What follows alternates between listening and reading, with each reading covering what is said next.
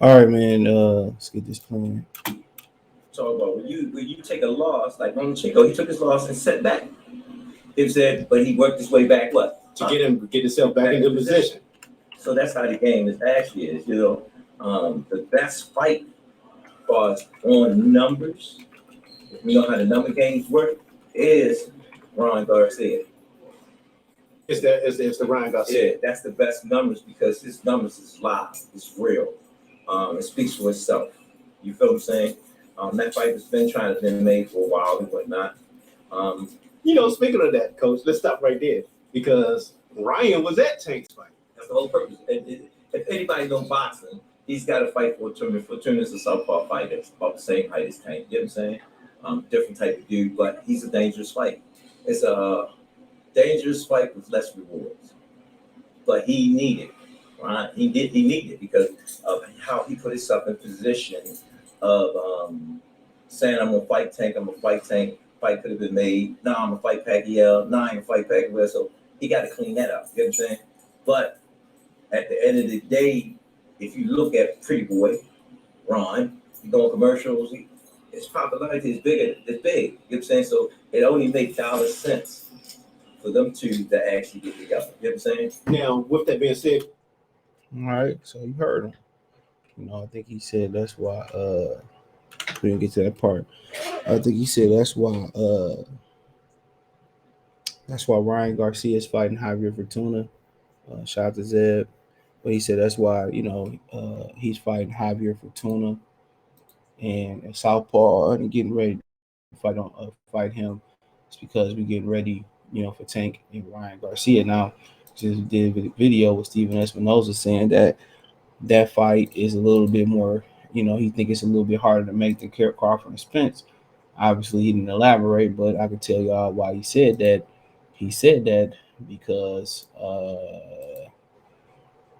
Oscar De La Hoya is involved, and they already had a failed negotiation with Jaime Munguia and Jamal Charlo. And what Al Heyman and Showtime want to do, they don't want to split the profit, nothing. If y'all want to fight our fighter, y'all gonna come over here. Y'all gonna come all the way over here, and y'all gonna fight, and then y'all go y'all separate ways. That's what they saying. It's better than Bob Arum. You come over here, we got options on you until you sign with us, until you lose or whatever. You drop the belt. So, but it seemed like we kind of trended to get in that fight. And the zone, I don't think is in any position to bargain. Honestly, I don't think so because they call it the dead zone. We don't know their numbers and nothing like that. But Calvin said his numbers is live. So apparently a lot of people think this fight is be financially, you know, uh, more satisfying, more money, and more satisfying to the fighters than the Crawford Spence fight. You know what I'm saying? But yeah, they sell tickets. You know what I'm saying? But who gonna buy? That's the question. Selling tickets and buying pay-per-views, man, it could be two totally different things, and your purse could be two totally different things. Real talk. You can sell some tickets, but a lot of times, when you talk about ticket sales, a lot of times it'd be a lot of fishiness in the game, buying and reselling, giving away tickets, lying about comp numbers. You know what I'm saying? Lying about numbers in general. Because if the ticket sales matched gave the same energy as the pay-per-view sales, they would lie about the pay-per-view sales. They say tank a star based off ticket sales. Ticket sales don't make you a star. Because where do you make your most money at? Do you make your most money at the gate, or do you make your most money at pay-per-view? That's the question. You can have a $10 billion gate, $20 million gate, right? And that's a hell of a gate. I don't even know what the highest gate in boxing history is, but that's a hell of a gate. But if you were to get a million pay-per-views, which a lot of people think is impossible these days, times $75, that's $75 million. That's $75 million, bro. So, the gate is one thing. It's not to be a ticket puller. It's good to have, but that pay-per-view is really where the bag hitting at. And I think people will buy it. I'm not one of them. I tell you straight up and down if I buy a fight or not. I ain't one of them. I have no interest in buying that fight. Really have no interest. Two guys that, don't want to fight the competition. Ryan had multiple mandatory shots, found a way out the mandatory shots. Tank don't want to fight Lomachenko. Tank don't want to fight Devin Haney. Tank it with the protection. So I don't support that in boxing. No matter how out of style it is, I'm not gonna support men wearing purses, and I'm not gonna support the emasculating the sport of boxing. I'm just ain't supporting it. I don't care how much money they talking about, how much money they can make off this fight and all that. I don't care. I won't support two dudes, two Dodgers, two championship caliber Dodgers. And yeah, I don't recognize nothing but the IBF belt that Tank held. That's just my opinion on it. I don't recognize the two Reggie belts. I don't recognize the Alberto Machado belt that they stripped him of for no reason. Because he didn't lose it. He didn't feel a drug test or nothing. So I don't recognize those belts. And I don't recognize Ryan Garcia as a top fighter. He got some talent. We see this weekend versus Javier Fortuna, but he got some talent. But, I ain't really like I mean, it is what it is. I ain't saying it's gonna go be no spectacle, because it is. But like I said, two dudes that don't want to fight the top opposition. At the end of the day, reckoning day gonna come for both of them. Don't matter if you fight top position or not, if you string it out or not, if you stretch it out or not. Top opposition, they're gonna lose to somebody because that's just the way the game works. They're gonna lose to somebody. Like I said, and that's just the way the game works. Somebody gonna put them paws. Somebody gonna they gonna lose. They're gonna lose. So but it is what it is. It's just a game. But it's gonna be an event. It's gonna be a big event. I'll give you a pay-per-view number. Um, I can't. You know, so